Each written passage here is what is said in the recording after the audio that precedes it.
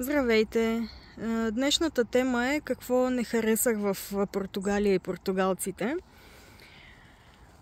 Опита ми, разбира се, е базиран на връзка с човек от там. Познаваме се от 2000-та година, 2001. Той е живял в България. И сме във връзка от 2021 година. Тогава до 2022 живях в Португалия, в Лисабон и Аруейра. И разсъжденията ми са единствено и само мои, разбира се. Не задължавам никого да мисли по същия начин. Опита ми идва от там, че съм живяла в различни държави. Работила съм с чужденци, комуникирам на ежедневна база с хора откъде ли не и погледа ми върху нещата е доста по-различен от този на масовия турист, пътешественик и така нататък. Аз гледам нещата по-глобално и зад фасадата, както се казва. И съм видяла неща, които изобщо не са ми харесали там. И така, нека да започнем. Записала съм си в другия телефон някои точки, за да не пропусна нещо. И ще гледам така бързо да ги разкажа, за да не е отекчително. Първо, което ми е правило впечатление, е било начинът на обличане на жените. Както знаете, в Португалия има много голяма съвкупност от различни националности. Те са голям микс от африкански колонии. Всеки си носи своя колорит, разбира се, менталитет и така нататък. Нищо, че живеят отдавна в държавата. Говорят същия език. Как да кажа, и в България коментираме начина на обличане на жените, но това в Португалия мен ме е потресло. Знаете какъв е латино, така да се нарече, стандарта за красота. Няма да изпадам в подробности. Тук виж ме блокират в YouTube, кой знае. Но някак си не върви на едни такива форми. Да не говорим вече възраст и така нататък. Да се облича човек буквално като магистралка. Втората точка е фриволно поведение на мъже и жени. И какво имам в предвид? В това число се включват служители. Случвало се в магазини за дрехи, барове, ресторанти, както и случайни хора, не само служители, а просто клиенти на някои места, да имат такова фриволно поведение, прекалено близко държание между служителя и клиента, странни въпроси, лични въпроси, коментари. Честно казано, това не ми се е случвало в никоя друга държава от тези, които съм била, с изключение на северноафриканските държави, но за там да кажем е нормално. Друг менталитет е.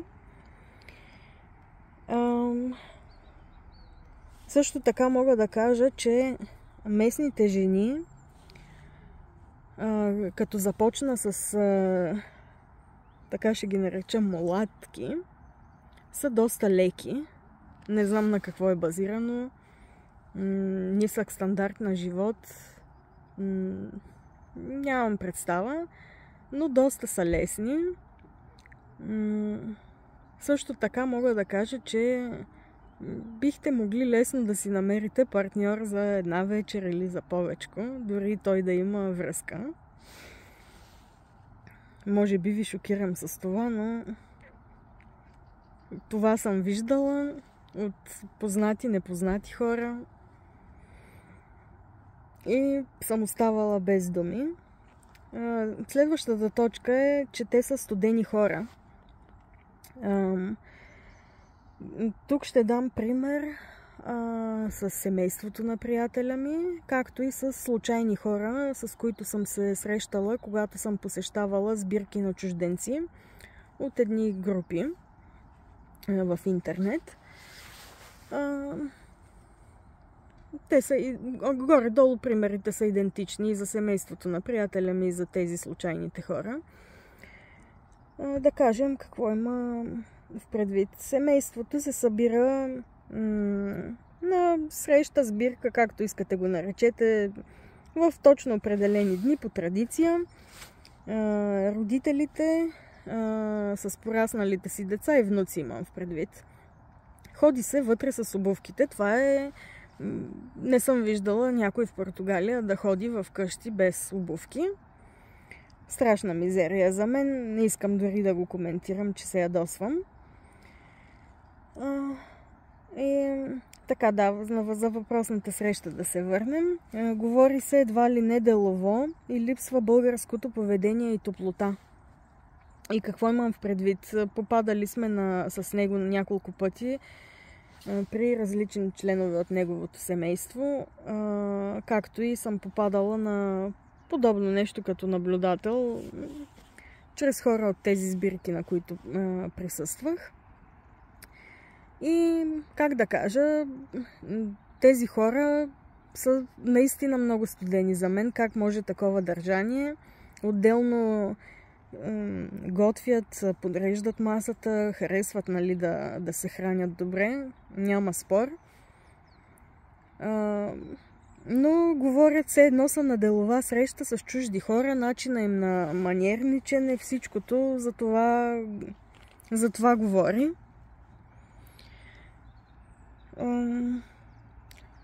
Ходят с обувките вътре, вече го казах. Друга точка е, както в Северо-Западна Европа, САЩ и така нататък, на въпроса как си има правилен отговор, както обичам да казвам, или просто приет отговор и то е добре. Също може и абсолютно нищо да не отговориш, ако те питат как си. Защото това е просто въпрос. При покана за вечеря у роднина, пример от моя приятел с различни негови роднини, питаш какво да занесеш и често се случва те да ти кажат какво точно да занесеш. И най-фрапантният пример беше, отиваме у негова братовчетка, която много мечтаеше той да й бъде гост, не се били виждали от отдавна. И той пита какво да донеса. И му се казва месо. И аз мислех, че той дори няма да го купи, а ще купи нещо съвсем различно. Реши да вземе просто това. И какво се оказа? Така да не пропусна нещо. Да, и какво се оказа? Че когато отидохме там, имаше само салата и някакво сирене на масата. Буквално, ако си вземеш, ще остане нищо, нали, за останалите хора. Страшна почерпка, както се казва на жаргон.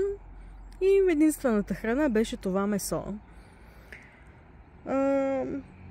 Подобни истории чувах от различни хора, с които се срещах в тези групи за чужденци. Идваха там, разбира се, много португалци, затова така мога да ги дам като пример. И съм питала за някои от нещата, за да разбера правилно ли съм разбрала, такива ли са те. Потвърждавало ми се за всичко, че каквото съм попитала, каквото съм разбрала е точно така, че и при тях се случва. Също пиенето на алкохол е на почит и там, не само в България. Сядайки на обяд, вечеря, например, с всяко ястие могат да изпият различен вид алкохол, само и само защото така било по етикет и еди си кое ястие върви със съответната спиртна напитка. Накрая за капак се завършва с кафе и нещо като коняк, което го наричат диджестив. Просто без коментар тук. Също, мисля, още няколко точки имам, мислех, че ми е последната, но следващата имат привидна загриженост един към друг. например в приятелския кръг или боготвореното от тях семейство. Обаче реално не е така и всеки търси изгода, по-видимо и масово от при нас. Ако има как да спечелят нещо, дори знаейки, че този срещу тях, който им се води приятел или роднина, има финансови проблеми, за тях това въобще не е проблем, стига да се спечелят безплатна почивка, безплатна вечеря и така нататък.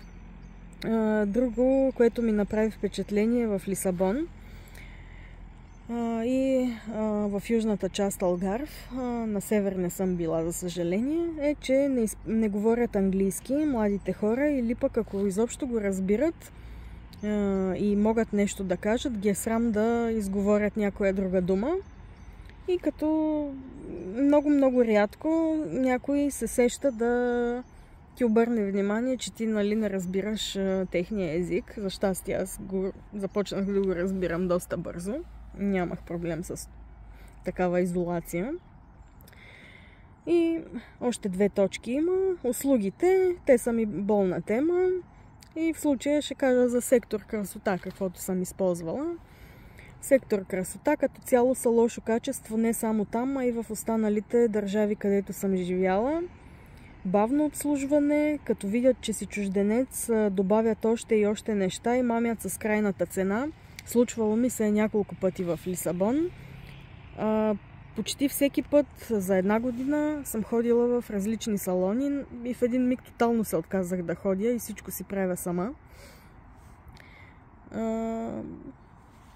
Тук също няма да изпадам в подробности, понеже ще стане пак дълга история и отекчителна, навярно. И последна точка, те не пътуват като нас българите и нямат богата обща култура. Не пътуват, може би, защото държавата не се намира на такова хубаво централно място, както България. Нямат много варианти за евтини полети. Всичко като полет отнема дълго време. Но и като цяло на всичките тези хора, които попаднах там, пътуване като термин, като термин не се изказах правилно, като начин на живот, както е в България, и буквално всеки втори постоянно говори къде е ходил, какво е правил. Общо взето от 4 уикенда българина рядко се застоява на едно място, докато тези хора не знаеха много неща в държавата си, като забележителности, или дори да ги знаеха, не бяха ги посещавали. Също така не са пътували много, нямат понятие много места къде се намират, нали, географски, да кажем. И така, може би нещо пропускам. Също може да ви е любопитно нещо и да искате да ме питате. Няма проблем, ще отговоря на абсолютно всеки коментар.